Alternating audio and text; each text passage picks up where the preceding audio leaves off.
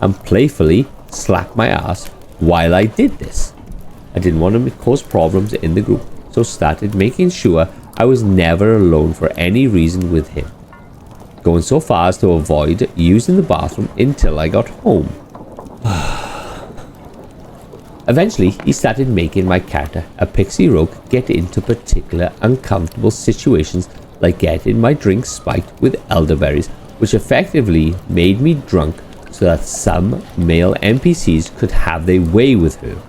At another point, she was forced to choose a religion by a paladin and choose to worship Loki. He made a plot point that Loki appeared and impregnated my character, and then gave an epic magical item to use as an instant teleportation to Loki's domain. While this made me highly uncomfortable, I gave the benefit of the doubt, as the rest of the party didn't think this was weird, or at least they didn't say anything. At this point, every session included my character getting sexually harassed or otherwise sexually assaulted. I had past trauma and it began messing with my mental health, so I decided to leave the group. Fucking too right you should. I was very upset about this, as I loved the game and didn't know anyone else to play with at the time. Cut to 5 years later, I met up with Carl and Caleb at an event. Caleb said they had missed me and asked me why I had quit.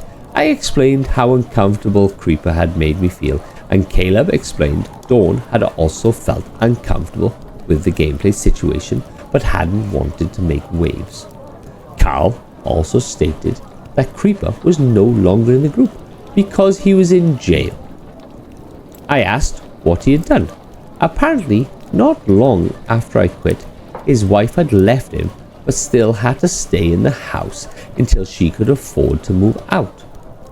She had noticed he'd been keeping his bedroom door locked when he wasn't home, but there was noise coming from the inside.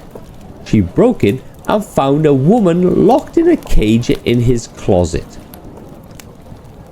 Caleb hadn't known this and was shocked. I was completely stunned. Still having his wife's phone number, I called her since I never had an issue with her, and said I had just heard what had happened and wanted to check if she was okay. Then she let me know she had originally thought it was me trapped in there because the other person looked like me. And this is and this is now why I refuse to play in real life games with some anyone. Fucking hell. Holy shit. Woo! That escalated. Holy fuck.